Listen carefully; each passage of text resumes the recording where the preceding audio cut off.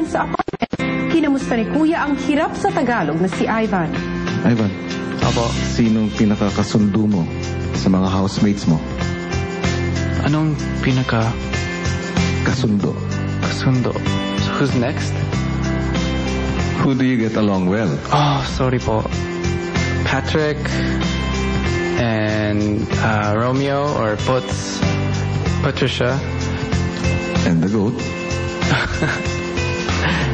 Yeah. We have our moments. It's kind of hard to communicate with the language barrier. But With the goat? with the goat. Ang biro ni Ivan, pinatulan ni Kuya. Gusto ko kausapin mo yung goat. Not really. Sa Tagalog, pupuntahan mo yung goat at kakausapin mo sa Tagalog. Gusto ka? At para may karamay sa si Ivan. Sa tingin mo, sumasagot ba si Be? Siguro naintindihan naman. Pero saan naintindihan tayo ng lahat ng mga animals?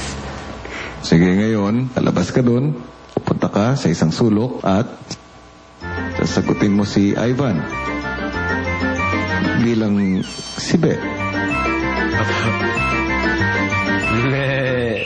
Oo, ganito. Tapos na? Hindi pa. Ang sarap eh. Pero wala na. Gusto ko pa. Kung pwede ba? Hindi pwede. Sorry ha. Oo, sige. Gatasan niyo ako mamaya. Oo. Samantala sa gitna ng paghahanda ng iba ng hapunan, si Patrick nabanggit ang isang simpleng hiling. Summer na summer, wala tayong pool. OMG. May swimsuit pa naman. Pero di nag-iisa si Patrick. Bakit gusto mo lumipat sa kabila? Ako po? Kasi may gym. Tsaka may gym. Yun lang, gym tsaka pool. Wala pong exercise. Puro kain lang po. Gusto nyo gamitin yung pool? Opo. Makakagamit kayo ng pool kapag si Ivan nakakanta ng Tagalog song ng buo. Okay. Kasabay ng kambing. Sabay ng kambing? Pwede ba yun? Oh, sino ba si Ben? You guys have to sing a full Tagalog song. Hindi na kasi gusto namin gumamit. Oo nga, sabi ko wala. Balikin mo ako, hindi. Full ba to? Dali mo. Bakit ngayon ka lang? Dali na! Go. Bakit kayong kailangan? Ngayon. Bakit ngayon? Sige na. Kaya niyo yan. Kailangan natin mag-swimming.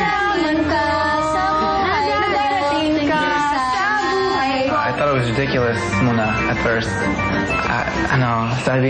Sabihin ko sa akin, diba? I said to myself, why not? You know, like, it's a song to a goat, so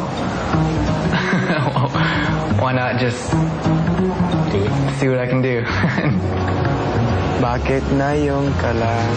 Bakit ngayon? Bakit ngayon bakit ngayon kung kailan pa ang aking puso'y linalaman. Sige, darating ka. It's just a couple words. Nang handa na sina Ivan at Potts, Good evening po. Ngayon po ay matutunghayan natin ang pagligaw ni Ivan kay Beth. Bakit na yun ka lang? Bakit ngayon kung kailan pa ang aking puso ay may laman. Sana'y alaman ko. Na darating ka sa buhay ko. 20 pesos ba? At di sana'y naghintay ako. Ikaw sana Naka-push-ups pa ako. ay aking yakap-yakap. Good job! Aking yakap-yakap. Yung kamay. Ang aking laging hawak-hawak. It took a little bit of getting used to show the emotions to a goat. At ikaw ba ay naghahanap pa sa akin? Nais kong malaman Bakit ngayon ka lang dumating? But I think it went well. Kaya, kapalit nito, bibigyan ko kayo ng 30 minuto para makapag-swimming. Hindi pa tayo sa gila. Mag-swimming tayo! Oh, the gold! Yes? Oh, yung gold! Yeah, boy! Galing! Kung natuwa ang apartment teams, ano naman kaya ang reaksyon ng mga taga-villa? Nais kong ipaalam sa inyo na papasok ang ibang mga housemates Sa kabila po. dyan sa villa. Galing po sa kabila. Tama. Na, Na hindi kayo maaaring lumabas sa garden. okay po.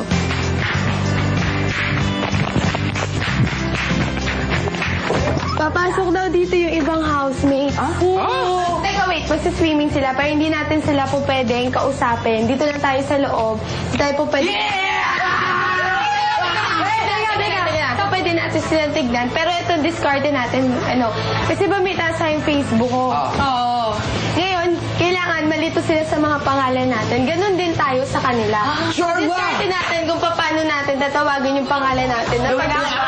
Excited na ang apartment teens na mag-swimming at nanabik na rin ang villa teens na makita ang kanilang kapitbahay. Pero ang tanong, magkasundo kaya ang dalawang grupo? Mais na siya. Di, para siyang uod na... Kuya, pakainin natin si Ivan. Nagugutom na siya. Ano, para kayo magka-class picture dyan. Pwede ba ako magtanong?